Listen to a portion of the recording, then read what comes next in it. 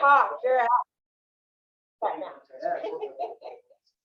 Okay, guys, I want to just give you some advice, okay, as a broker, but also as someone who cares about your careers. Right now, we're starting. Thank you. It was just way over there, so I felt like I was like, thank you. Oh, that would have been fun. As we're on video too. Yeah. That would have gone down in history. You make the regional blooper reel. Yeah. Okay. Well, that is okay. So right now we're starting to see agents' business kind of go down. Who's seeing that in their business right now, where things are kind of coming down a little bit from where it was 6 months ago? What I'm also seeing are acts of desperate agents right now, which typically translates into something that is riding the either ethical or legal line, right? When they are desperate to get something closed or to hold a deal together, whatever that turns out to be. I don't want to see any of you guys holding so tight to a deal that you feel like you might have to do something that maybe, right? So my suggestion to you is this. My advice to you, starting right now, you have to become more obsessed with lead generation, right? Like 100% obsessed with finding more leads, because fewer of them are going to pan out to deals now, right? It's just the nature of this market. It's a nature of a normal market where 75% of what you gather and what you put on the market will close, right? So if we're used to 100% closure, which we basically had over the last couple of years, this can feel like things are going down, but really what's happening is we're just normalizing. We now have to go back to the practices prior to this crazy market that we had over the last 2 or 3 years, and that is to really be obsessed with our lead generation so that we're not put into a position that we have to compromise our ethics to hold a deal together, right? So if you were putting 2 hours into lead generation, put 4. If you were making 5 contacts a day, did you move my drink? You did. Oh. If you make 5 contacts a day, make 20. Okay. This is that time right now to make the difference for the next 90 days, for the next 180 days for your businesses. Okay. So please, and if there is something where you're trying to hold a deal together and you don't know what to do or where to turn or what's wrong or what's right or whatever, please come talk to me first, right? So we can create a strategy together that will be ethical, legal, and have the best, the best scenario for your clients to hold that deal together. Okay? So just be obsessed with your lead gen right now. Can I just follow up on that? Yeah. It's a follow-up game. The follow-up game is where your income is going to come from. That's right. I mean, generating is one part, but you have to follow up. Of It course. might not be ready today, but they'll be ready in 6 months if you stay in touch with them. absolutely. Absolutely. But in order to be able to follow up, we have to have the person to follow up with. So start there and then follow them until they buy a home, right? But just pick up the phone, knock the doors, talk to your SOI, whatever it is that you do. And my other recommendation is, so we've had normally, and we teach a 3-pillared system, right? 3 pillars of lead generation, right? It can't balance on 2 or 1.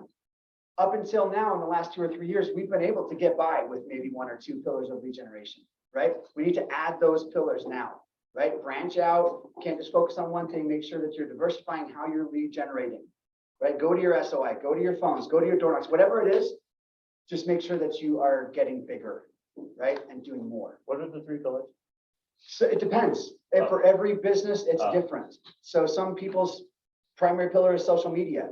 Others' primary pillar is to make, calls to for sale owners, door knocks, whatever that turns out to be for you, you got to add to what you're doing in order to be big enough that you're not thinking, gosh, if I just write this addendum, but don't send it or whatever. It happens. Okay. When people get desperate. It's crazy what you feel like when you're desperate to hold a deal together, right? So just get more leads. So more deals will close when the percentage of closures is less. Make sense? Yeah. Yeah, Tony. What do you see happening where they are going to the wrong side? Like sending write an addendum, but don't send it, I don't. Yeah, so like making agreements outside the contract, that type of stuff, right? That happens a lot when people they don't want a lender to see something, they don't want the broker to see something, they don't want title to see it, whatever it is.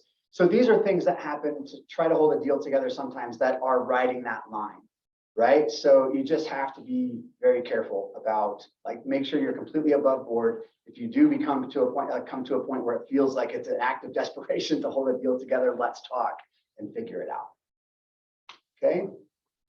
Okay, thanks, guys. Yeah. Appreciate it.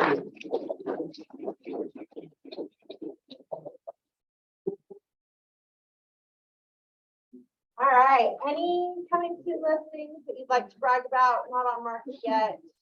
Want to share? Gladio. Probably 1st of October, three-bed, two-bath townhome, West Jordan, two-car garage, probably like 385. Okay. Shouldn't be too much work, it's pretty nice. Excellent. Any others coming soon? I have one in Harrisville coming up this week, north of Austin. 3 bedroom, 2 bath, 15 square feet with split level, 440 feet. Any others? Going once? Going twice? All right, we are at 12 listings of our 65 that we've committed to this month. So this week gets to be a big listing week. I'm looking forward to next week having double digits of listings for us to talk about. And you can look forward to me calling you to find out who you're going to be listing and what prospecting you could be doing to find those listings. But the 4 that we have added this week, we've got Rhonda Taylor from the High Performance Group, has a new listing on Wendy Avenue. That's at 439.9, and that is in West Valley. Chris Harper with Robin's Nest has a new listing in Salt Lake City at 420, 4 bedroom, 1 bath on 0.2 acres, cute little bungalow cottage there. We've got Giovanni Castillo has one at 329.9. That's a row end townhome at Homestead Farms in Salt Lake, 2 bedroom, 2.5 bath. And then Annie Steele has a listing listed and went under contract same week. So see, it still happens. 549.9, 2384 square feet, 4 bedrooms, 2 baths, Rambler Ranch, built in 73 in Sandy. So they're still going under contract sometimes the same week that they list. Don't get caught up in a limiting belief otherwise. So congratulations to all of you. And I'm looking forward to a fat stack of those next week.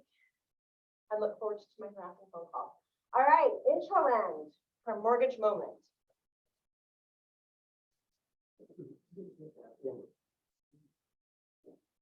Sweet. So I kind of wanted to talk about educating clients because right now it is, I don't want to say fake news, but there's a lot of like trigger headlines that people are reading that are kind of pushing people out of the market. And I brought one. How do you do next? Like the big button. Oh, sweet. So these are the headlines people are seeing. And tell me that wouldn't scare you, right? U.S. mortgage lenders are starting to go bankrupt. Like, But it's so bad. It's, yeah, the world is, the sky's falling, bad things are happening. 2008. Yeah, and nobody's reading the actual articles. Nobody ever reads articles, they read headlines. And this is what the article says. Well, a part of it. Non-QM lenders, 2 of them ended up going bankrupt because, well, obviously they're writing some bad loans, right? And non-QM is around 2 to 4% of the entire space. So this article could easily do a lot of damage to people who are on the fence, people who are thinking, maybe I should buy, or maybe this is a really bad time. Like, I'm just waiting for that one little piece of information that's going to set me over the edge either way. I can tell you right now, being on the fence is the most uncomfortable place to be. So we kind of have to do our part, especially on our side, of letting our customers know now is still a great time. And I will continue to send out that weekly newsletter. I'm also going to be putting some rates in there as far as like what we've been getting our clients. So you guys can share it with your customers, kind of a way to educate them and stay in front of them on the finance piece. And if you guys walk by here, I will have our rate of the day as well up. It's not written on the wall. There's a little whiteboard there, so I can erase it. But do you guys have any questions about stuff like this or non-QM or like that? Can you give us a price of what we can offer our listings for buy down? Oh, yeah, yeah. So like if we give $5,000 in concessions or however they want to use it at closing, or $10,000, what that'll buy them down to?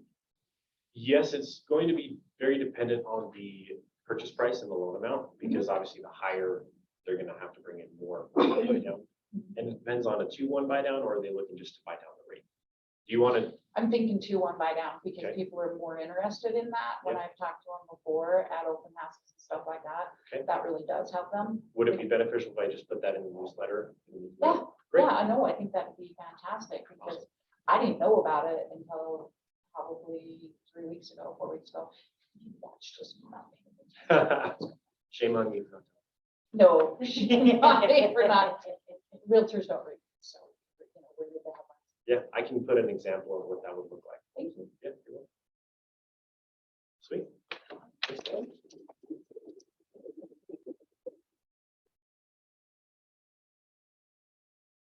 All right, Thursday, who is registered for the mastery training? All right, y'all get on it. You're going to continue to see great results coming out of agents that are part of the high performance team. The high performance program is a program that Josh Stern has just put together in our area. Josh has sold more than 3,000 homes in his career. He has mastered multiple markets. And he's, you know, the offspring of Lee Stern, so he has to be a badass, right? So he will be here on Thursday going through the skills that are most essential for agents in a shifted market, most essential in a market when we see that many agents raise their hand about feeling a downward trend in their business. Millionaires are made in these markets. This does not have to be a death sentence for anyone's career. It doesn't even have to be drudgery for anyone's career, but it's essential that you're very clear on the skills that are necessary to get through this market and what metrics you're tracking, what activities you're taking on and putting that focus on. So Josh will be going through that training Thursday, 10 to noon. The Eventbrite link has gone out a couple of times. It'll go out in the recap email as well, but please be sure you are here for that. And then Bold. Who here has completed Bold in the past? All right, I like that. Who wants to give me a quick explanation of what Bold is for anyone here who doesn't know? Boot camp. Boot camp, I like it. Say more. The MREA in bite-sized, quantifiable action items. Every Monday you go and you just like drink from a fire hose. It's really helped take your business to the next level, think bigger. How about that?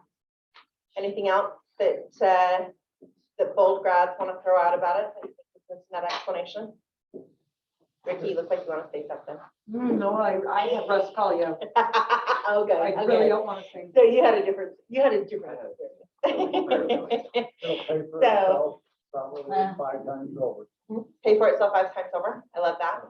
It's what I love about Bold is that it is an action and activity based training. I feel like we can get in analysis paralysis and we can, we being just humans in general and maybe realtors especially, can get absorbed in ideas and learning, and then actually going out and putting them into practice becomes challenging. And so I love that the very structure of Bold is to immediately be putting things into action. That is a working and workshop based training. And that if you are implementing, if you are really doing Bold, and if you show up and kind of tune it out or even listen, but don't see the action portion of it, then it's a great way to waste every Monday for the next however many weeks. But if you do jump in and actually do the activities every week, that are outlined, it will more than pay for itself, 5 times over. Let's look at goals in October. And I've had the 3 biggest months of my career have come in December of that year, after just implementing those things. And then, of course, January hits and I'm lazy again, right? This is what we don't want to do, but I'm telling you, it will. I mean, we're talking 5+ transactions in December based on the actions taken in October and November. So it really does. If you are focused and doing what they say, it will translate into a very Merry Christmas.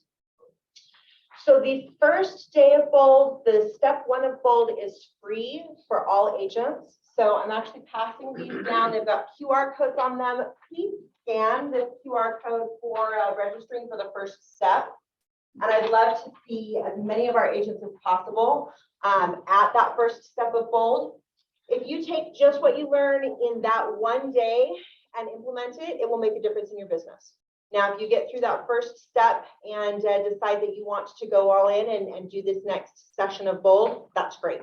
But my ask for anyone who's looking at having their business grow through the next few months, we can keep it, yeah, perfect, is to at least be there at that first step. All right, Fall Festival. So we just got done with Cowabunga and now we're on to Kuahara, which is good since I kept calling Cowabunga Bay Kuahara anyway. So this is our fall client appreciation event. You should have all gotten an email going through the details on this. A few things that I want to just bring to your attention is best practices and suggestions on how you leverage this event. 1, leverage this event. Even if you just invite 1 client. I invited 1 client to Cowabunga Bay.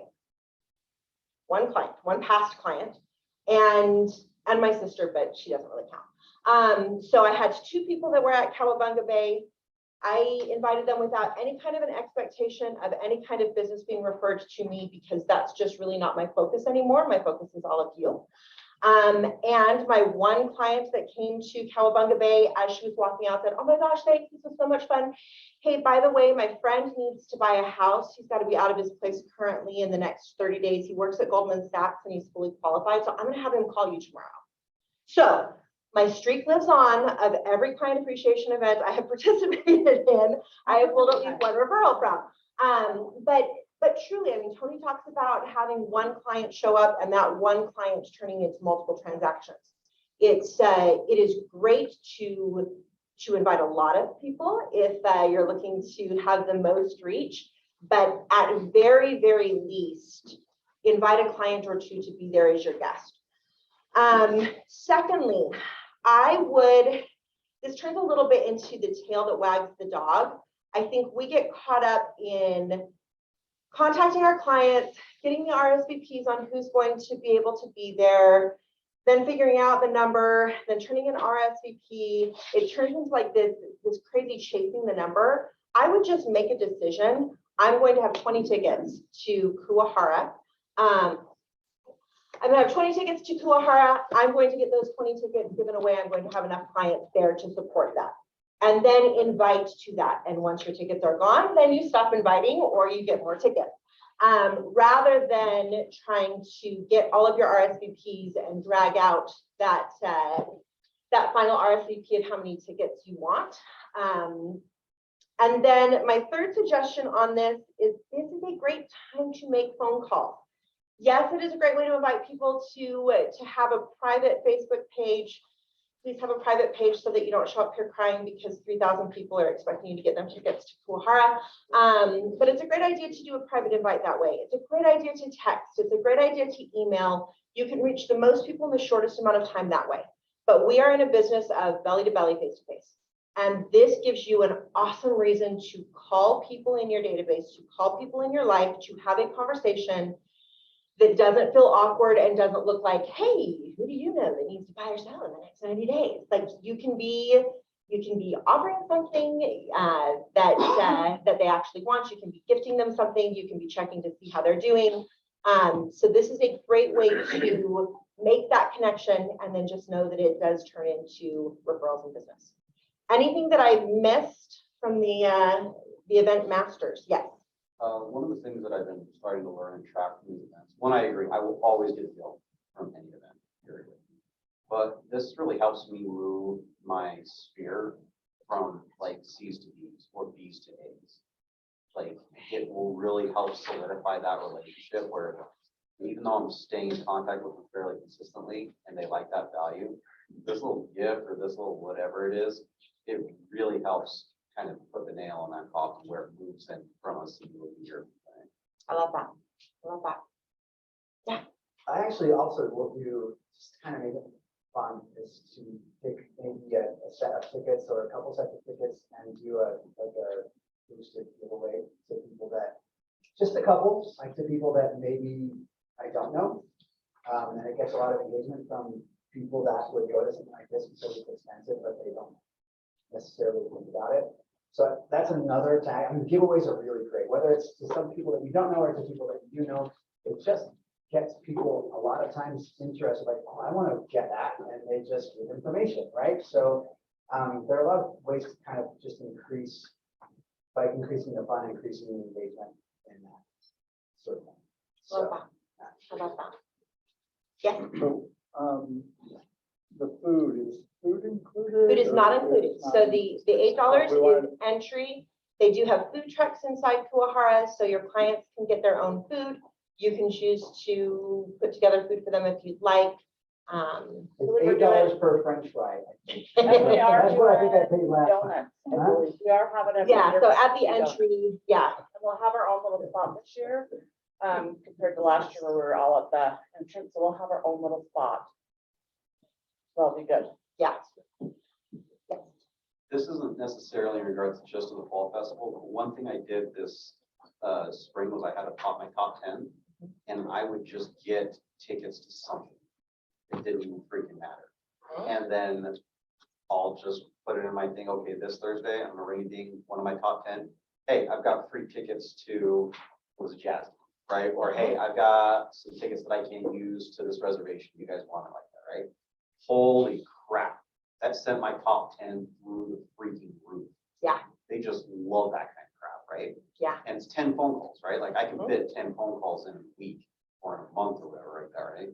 But I just get my top 10, people love free crap. And then when you're like, damn, when they get that like really specific invite, that personal invite to a like exclusive event, this is just, it's a little watered down compared to something like that. It's the same thing. They love getting those freaking invites. And not just from Yeah. or Facebook invite. Like if you personally call them, they're gonna feel really free. Yep. Love it. All right, October 10th, get on your invitation. So we are going to whip through August production awards. First off, everyone give yourself a round of applause for great August. So our agent of the month is an agent that has had a good, stable, successful business. And this year she has been stopping by my office frequently saying, I am ready to turn it up. I am ready to make something happen. What do I need to do to break through from what for a lot of agents would feel like a very successful business to that next level? And she is tenacious. She finds a way or makes a way. She is a great community builder, and she's really just taken some big swings that would be scary for a lot of people, that I think were scary for her, but she felt the fear and did it anyway. So our agent of the month is Carrie Simper.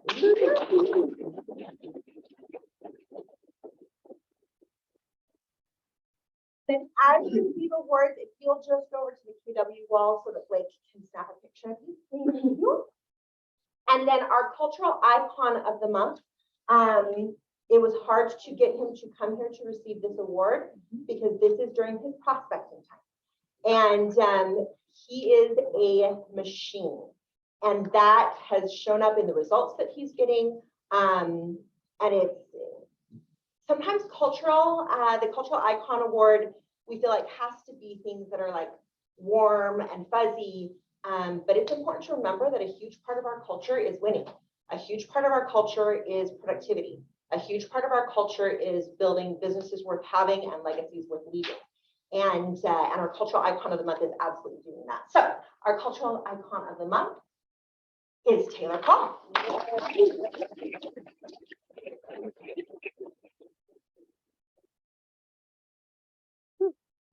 All right, first, so we've got some firsts for the month. Brock Nixon had his first listing. Shannon Moffat had her first listing. Devin Ellis had his first closing. Minor Escobar had his first closing, and Shannon Moffat had her first closing. So let's give them a big round of applause. All right, and then House of Excellence. So we had one House of Excellence transaction in August. That is any sale or listing that is over $1 million. And no surprise that it was our luxury pro and an agent of the month, Terry Simper, who had a House of Excellence transaction in August. So,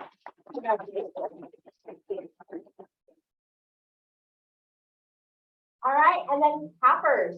So Lisa Capabella, Terry Simper, and Rachel Ray are all celebrating the fact that they have capped now for the year and will be at 100% for the rest of the year. Congratulations. And everyone can see them off. Crystal cube. So when you cap, you do get your choice of award, the crystal cube or the baseball cap. Who did? Lisa. Oh, Lisa, you're in trouble. I don't know what was done there. It was the cube or the presentation. I think it was the presentation. Yep.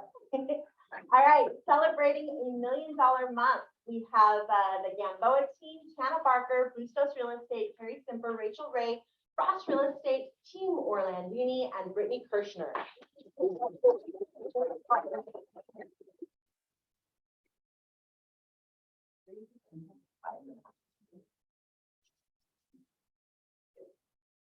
Connor, do I have a separate slide? Not separate side, they're in order, so. Perfect. So for top 3 volumes sold, in first place, we have the Gamboa team at $3,461,820. So congratulations, Gamboa team. In second place, we have Ms. Hannah Barker at $2,610,000. And then in third place, we have Bustos Real Estate at $2,336. Nice.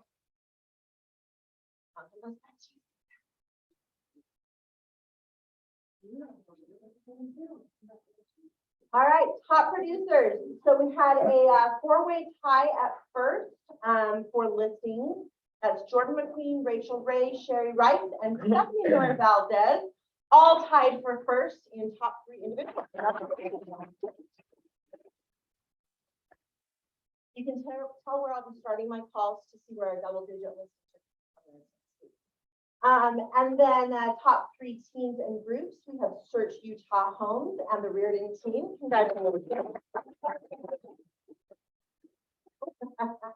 And then difference between teams and groups. So a team is anybody that has one licensed team member. So it's the primary agent and one licensed team member. Beyond that, then you move into the group category. And so our groups are Bustos Real Estate, Gamboa team, and Frost Real Estate.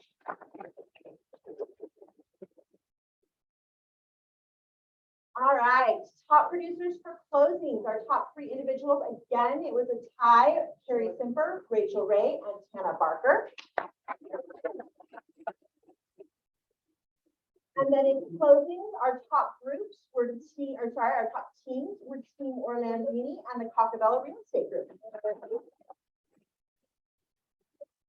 And then for the groups, we have Gamboa team, Bustos Real Estate, and Robin's Nest.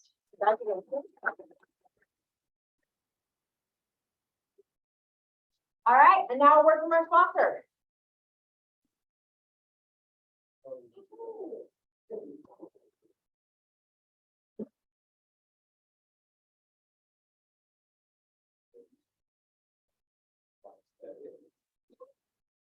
All right, guys, So I'm TJ, I'm with the Elastic team, this is Ryan.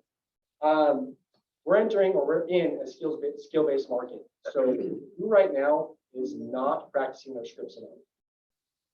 Not practicing Not practicing enough. You can always use more practice. So we've got a few scripts that we use all the time. Myself, I've been in professional coaching for about 2 years. So about 2 years ago, Rock and I went ham on curating our team scripts and how we can best help our conversion once we're getting in front of the clients, what we're saying to the clients to actually help them along the process. So baseline tactics and systems that we're talking about today is programming our clients, giving honor, gone in 60 seconds, most important thing in goals, triangle of trust, fear-based selling, lower the bar, and conflict resolution. So number one, program for referrals. Everyone that we're coming in contact with, they're not salesmen. They don't know that we are 100% referral based oftentimes. So don't assume that that they know that we need referrals. Does anyone, have they ran into this where your business is going like this because you're stuck in the transaction? I know mine has. No one's has? This has never gone well? Good.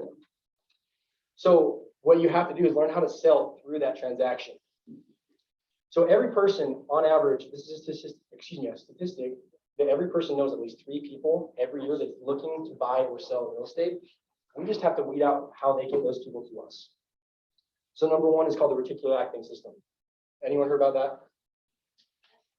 So we also call it the RAS or the Bader-Meinhof effect. It's like this. So the way I present it, my clients sit in front of me. I say, hey, have you ever, say your favorite car is a red Jeep, and you go to buy a red Jeep. What do you start seeing everywhere? Red Jeeps. It's not like they weren't there before, but now you programmed your brain to then look for the red Jeeps. Same thing goes with real estate. Now that you're looking to buy or sell, you're also going to run into your friends and family that are also looking to buy or sell. We asked you, if you think that we're doing a good job, you send those people that are also looking to buy and sell. Right there, right then and there, that's your primary opportunity to ask. Do you know anyone that's renting right now that needs to stop renting? Their brain's automatically going to scan through all their VIPs in their life. They're thinking of their renting. You have to ask for the business. So tell them that you're 100% referral based, and the referrals are the lifeblood of your business. And tell them that your client's life. It's not just a transaction to you. That you're going to follow up with them after this fact, because on average, a homeowner buys 3 to 5 houses in their lifespan. And then we need your help. People want to help out. They see all that you're doing for them during the process, so ask them for help. We actually have a form that we give to our clients at the time of consultation, telling them that we need their help in order to help them. So promise them 3 things, and that can be whatever your standards are for your business or your morals. We promise that we're going to close on time, close on budget, and communicate effectively and efficiently. And in return, we ask them that they can give us 1 referral through the process and 1 referral every year thereafter. Excuse me. In turn, they feel like, okay, if they're holding true to their promise, I hold true to mine. And more oftentimes than not, I'm calling, and we track this too. So my conversion when doing this is 33%. So 1 in every 3 clients I'm talking to during my consultation, I'm getting a referral through that process. Because and that takes with the follow-up too. You have to call them after you close and say, hey, remember how I asked you if I did these 3 things, you give me a referral? Is there something I didn't do along that process that I could have done better in order to earn a referral? Then it's going to turn into a little bit of they're feeling guilty. They didn't hold up on that end of the deal. They're going to be your number 1 advocate for the rest of the year to find a referral for you. Any questions with that? Cool. Does it work? It works. It works. It works wonders. Number 2, honor your prospect. As soon as I'm hopping on the phone, I'm honoring the prospect. I'm honoring who referred that prospect, because that referral partner of mine is gold. If that's a CPA, if that's a best friend, if that's friends and family, I want to make sure that I really honor that relationship with your prospect. So thank them for trusting you. Tell them how much you appreciate them and their business, because they have options. They probably know 7 other realtors that would jump at the opportunity to get their business, but it means a lot that they trusted you. And tell them, if it's a business partner, if it's someone that referred you, call them and tell them that you appreciate their business, and tell them how great business they actually want. Brag up the referral source as soon as you get in contact with them, because we call it a triangle of trust. I'll dive into it later. But you automatically inherit that trust they have in the person that referred you by bragging up that referral source. They're mentors. So through the process, if you're telling them about the home buying process or the selling process, and it seems like they know a lot, ask them how and why they know so much and who taught them. If you're giving honor to who taught them, they will eat that up. Like I said, complement their knowledge, financial wellness, communication, and honor their mentors. Anything to add there? No, I would just say you've got to do this stuff from the start and then continue to do it throughout the transaction. Because if you just do it once and you don't hit on it again, the odds of it actually working are going to go down. Right. So we call this the triangle of trust. I touched on it briefly earlier, but your client, they contacted you for a reason. You know, it came from a referral. That referral, the odds are they trust that referral immensely. So if I'm hopping on the phone with a client and they were referred to me by a financial planner, it would go something like this. Hey, how's it going? Good, how are you? Blah, blah, blah. I'm looking to buy or sell. Awesome, who referred you? Oh, so-and-so. Oh my gosh, I love Mr. Smith. He's amazing. He's one of the best financial planners I work with. How did you get in contact with him? They tell me my story, how they got in contact with him. And then I say, great. Well, Mr. Smith sent you my way because he knows I run a really tight ship and I'm going to get you to the finish line. And because Mr. Smith trusts me, you can trust me as well. You have to close that triangle. And if you don't close that triangle, you're leaving it open for them to go and shop for other real estate agents. Any questions with the triangle of trust? Cool. So gone in 60 seconds. Because we're all natural born salesmen at heart, we just want to get to the point. I'm a D personality. I'm a driver. I want to get in, get the business done, and get out. But that's not, even with me, if I'm looking to buy something, if someone were to sell me that way, I would be so intimidated, I'd be out there so quick. Don't talk about business for the first 60 seconds. This is your prime opportunity to get to know them, to get to know how they tick, to know what kind of personality they are, and kind of get to know their love language a little bit. So talk about them. We use the Ford script. Does anyone know what that is? What it stands for? Family, occupation, recreation, and dreams. Correct. Yep. So family, occupation, recreation, dreams. Run through that if you don't have anything to talk to them about. And I tell my LOs this all the time. Be interested, not interesting. Everyone loves to talk about them. If you're telling them, if they're telling you how great they are and you're just going back and forth on that, they'll love that. Make them feel important. Now, if you can have one system, the one system to have is called an all about you form. I've talked about this a lot. Does anyone know what an all about you form is? It's like, oh yeah, now it's coming back. It's okay. And then close the form you give to them and they fill it out, so Yep. then you can make sure that Yep. you can hit certain needs of theirs, or if Exactly. something comes to mind, Exactly. So I use this a lot before loan applications, and I advise lots of people do it before selling appointments, before listing appointments or new buyers. Get to know them, get to know their favorite sports team, get to know, have a list of questions of their favorite drink, what they like to do in their pastimes, favorite sports teams. Then that stuff's great. That you automatically know how to gift your client and what makes them tick. But at the bottom of that, ask about more about their financial type stuff. Do they have a CPA? Do they have a financial planner? Do they have a great real estate attorney? Do they have a yard care person? You check and then have them check a box, yes or no. And then have them rate them 1 through 10.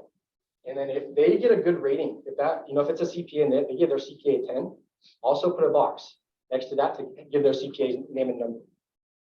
What do you have there? You now have a new referral source that you can call, and it's a warm referral source. Hey, I was working with Mr. Smith. He rated you a 10. I want to get in contact with you because I want to help more buyers or sellers like Mr. Smith. And you meet them. That goes for anybody. That can be a solar salesman, because what the number one rejection for a solar salesman is, well, actually, I don't want to get solar right now because I'm actually going to list this house in 3 weeks. Okay, well, then if you're training that solar salesman, okay, I know a real estate agent. They get you in contact with that person, you now have a new listing. So I know you have such a wealth of knowledge, and we need to make sure that we can get our guest trainer up. Cool. So, Oh, cool. can we for sure. I was told 30 minutes, so we're good. Oh, no. Okay, cool. So. Carter, got you, dude. We've got, dude, that's probably, we're good to end there. But we've got a bunch of scripts that we use all the time, but thank you so much. Yeah, sure. We'll definitely on next one, how to go to the next slide. So, really tying in with that. We definitely want to see the script. Yes, we do want to see the script. So tying in with effective scripting and communication with referral sources, we have Rob Casey here, who is a certified NLP trainer. What you say matters. How you say it matters. How you hear what others say and receive that information and process that also matters. And so NLP techniques, anyone familiar with neurolinguistic programming? Minimal, okay, we got some babies here. So NLP techniques sometimes get a bad rep. Sometimes there's so Wolf of Wall Street is a great example of someone who uses these kind of communication techniques. And so, like any tool, it can be used for good or for bad. It is a neutral tool. It is how you use it. But they are incredibly powerful techniques for how you communicate, and really, to me, how you understand and process other people's communication. The questions that you ask and what you gather from that is one of the most powerful things about NLP. And so, so I'm so grateful that Rob's willing to come and share just a little piece of this tool with us today. Rob will be here end of the month on the 29th doing a CE class that goes through a much deeper perspective of how to use these techniques in effective communication and rapport building, but then also how to use these techniques with yourself in how you are setting and achieving your goals. And the last time he was here presenting this, I think is the first time I've seen this room just completely speechless because everyone's brains were just moving so fast to try and keep up with it. So without any further ado, Rob, thank you so much for being here. Let's just gonna let them continue on there. So has anyone in here ever seen the movie Hitch? Yeah, you know when he eats shellfish and then swells up. So I'm not sick, but I'm like was deathly allergic to tree nuts. And about an hour and a half ago, I ate something that had some tree nuts in it. So I popped a Benadryl, so that's why I sound like I'm very sick right now. So if I start to look like Will Smith and I pass out, just dial 911. Do you want us to find out everything for you? No, I haven't. Okay. I've done a lot of work. I'm actually really good with it now. I've never had to use it in the last 10 years. So congratulations to anyone that got recognized up here today. It's always important to recognize people for their excellence. It reminds me of a client of mine where, and I'm actually just going to kind of tie into goals here because I think there's a lot of misconceptions on how goals actually work. I had a client of mine who was in real estate and, excuse me, I think the pendulum's kicking in a little bit. We were working on some goal setting techniques with her. Yeah, she was a high producing agent. She was viewed in her brokerage as one of the best agents. Now, when she came to me, her brokerage would do awards every 2 months. So if in 2 months you were doing 2 million in production, then you would get recognized, right? So she came to me and she said, hey, this year I really want to be recognized every 2 months. Like I want to be on that list. Last year I did 10 million in production, but I want that was important to her to get that recognition, right? So it's like, okay, if we're going to do that, we need to set the bar pretty high in order to make sure that we're getting that 2 million every 2 months. So we started working on setting her goals, pretty high up there. So we've set a production goal for 15 million. Now in her market, in order to be doing $1 million a month was about 3 transactions per month based off of her average price point, right? But I had to figure out what was really driving her. Yeah. Now we talk about we're in a shifting market. So a lot of people are going to be starting to operate off of fear, right? Fear could be anger, resentment, powerful driving emotions that can help achieve your goals. Okay. But I had to figure out where was she getting stuck on some of the goals that she wasn't achieving in her past. Now, when we're talking about goal setting, we're typically dealing with 4 planes, okay? So we have our spiritual plane.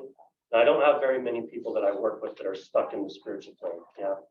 I've had clients that I work with, but when we're talking about the spiritual plane, that's where our ideas are coming from, okay?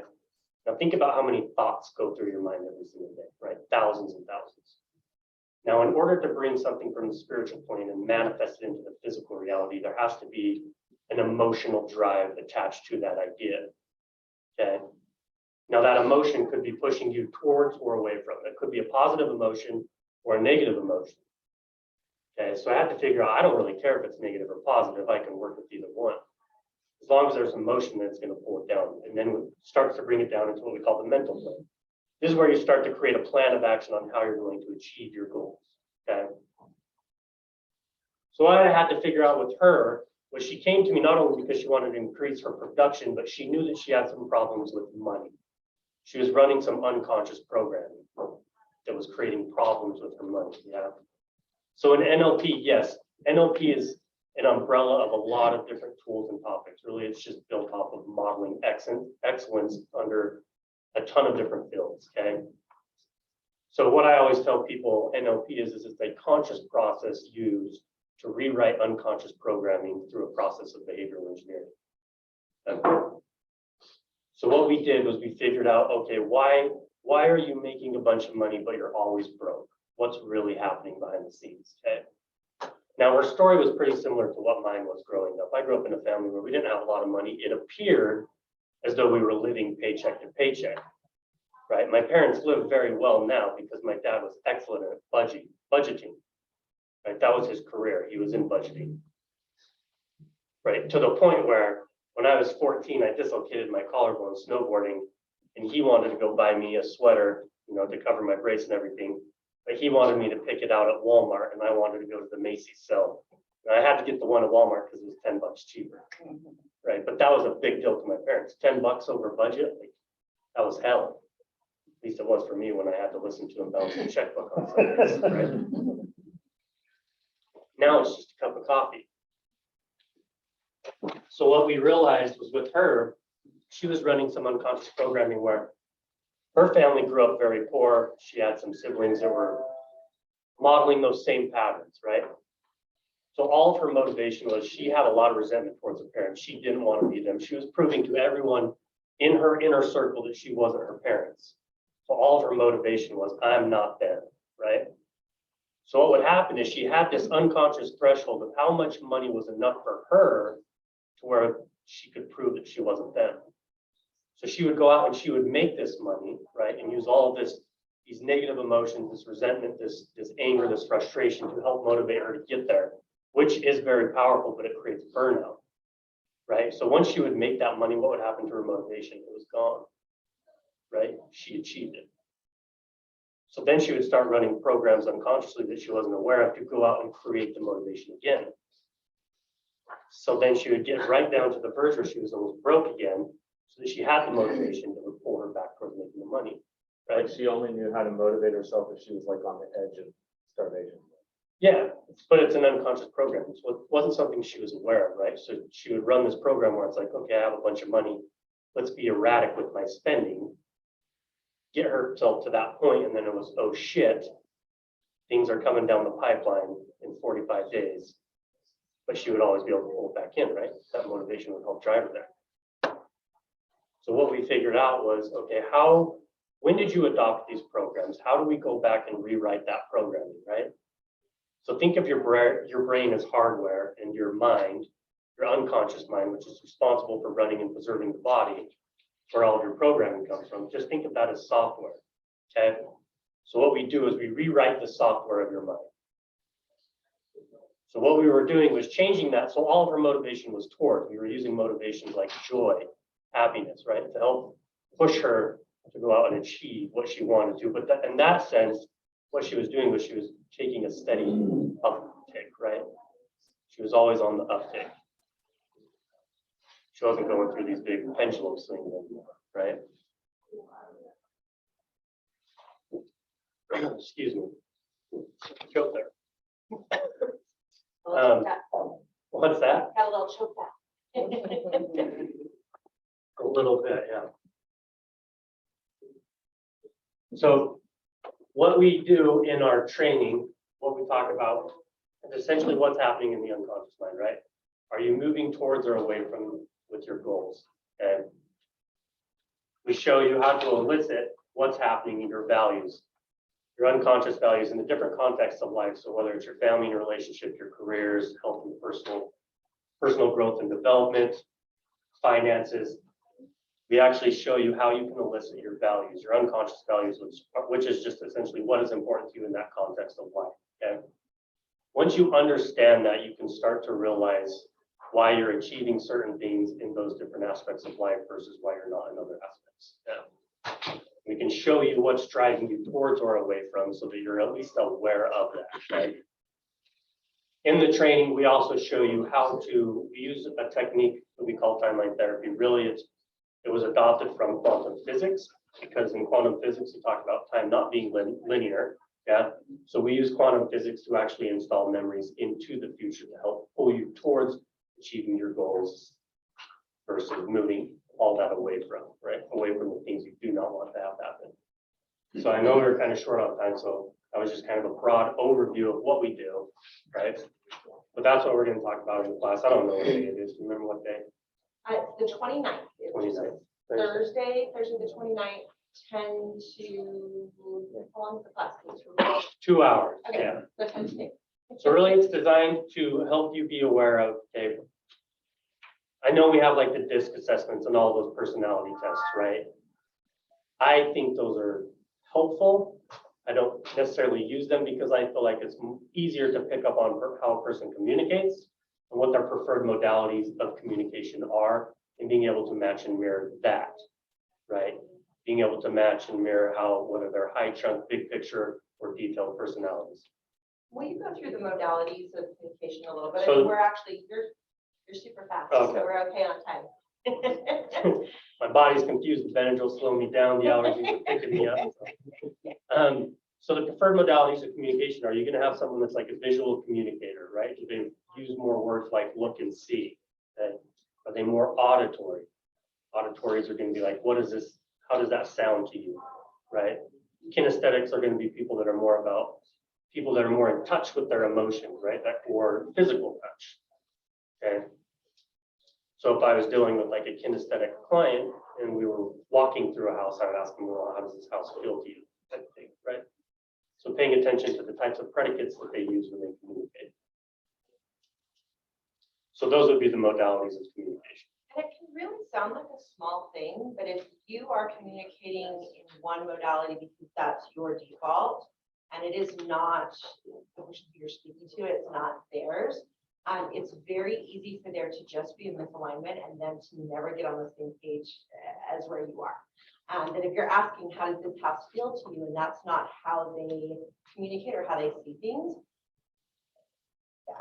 How does it feel? I don't know. It feels like a house. I'm walking through a house. You're not going to get that kind of connection. Whereas if you were saying, what is it that you see here that you like, or how does this sound to you, that then they would be able to understand what your question is. Right. It And sorry, essentially just builds like a little bit of an unconscious conflict when you do that, right? So we all know what rapport building is through matching and mirroring body language and things like that, right? Or tone, tempo, timbre with your voice. However, when you use their predicates, it's just a way to build unconscious rapport that's not so in their face, right? I think it's pretty annoying when I'm sitting and talking to someone and I notice they start to fold their arms when I fold my arms, or do something like that, and I can tell they're trying to build rapport with me, but they really don't know what the hell they're doing, right? It's too in your face. So I think it's funny now, but it can be very annoying, right? Especially when you're trying to break rapport with that person and they don't pick up on that. Zach, did you have a question? Yeah, no, that's fine. Oh, yeah, I was just gonna say, do you just get that from the time you spend with them and you listen to the words they're using and decide on them? Yeah, as you hear people talk about the house that they're going through, or even when I'm walking through, like if I don't do a lot of day-to-day real estate stuff anymore, but when I was doing like listing presentations or interviewing buyers, when you just ask them questions, you'll pick up on how they answer, right? You may even ask them a question like, how does this feel? And they may respond with, well, it looks good to me, type of thing, right? So it's just about picking up like, how do they actually respond to the questions that I'm asking? then we teach a couple of techniques about how to install positive states in your clients and elicit those states so that they actually feel good about you while you're talking to them, working with them, things like that. Sorry. No, that's great. Do you want to give like a 2-minute synopsis of like eye movement and for those? Yes, so that's the other thing too, is when we're talking about listening to the words that they use, we actually teach you eye patterns. So when you're asking your clients questions and they're moving their eyes onto different planes, right? Like we have this lower plane when people are looking down, when they're looking parallel, or when they're looking up. What are they actually accessing internally in their mind? Okay. So you can use that. When you ask them a question, even if they don't immediately respond, their eyes are going to go somewhere. So you know if they're accessing something that they're picturing in their mind, are they accessing feeling or what it would feel like to touch something? Or is it self-talk? Or are they hearing something, right? You see how those could be powerful tools in your business and in your communication? And in your parenting and in your marriage and in your friendship and in tolerating people around you. All areas. In general. We apply it to real estate, but yes, it is applicable in all. Yes, so that is here on the 29th, 10 to noon. And I'll be more animated that time. It'll be more fun. Thank you so much. Yeah, for being thank you. here and thank you for really much.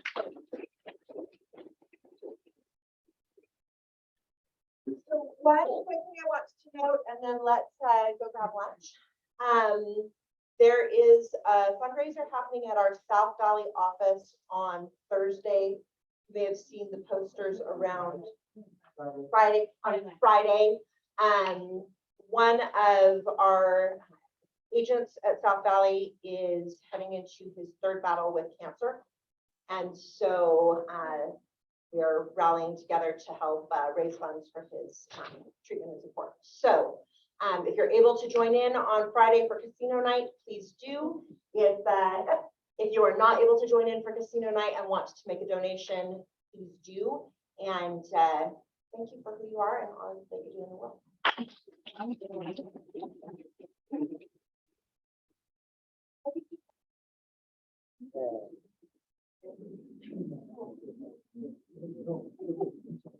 Yeah.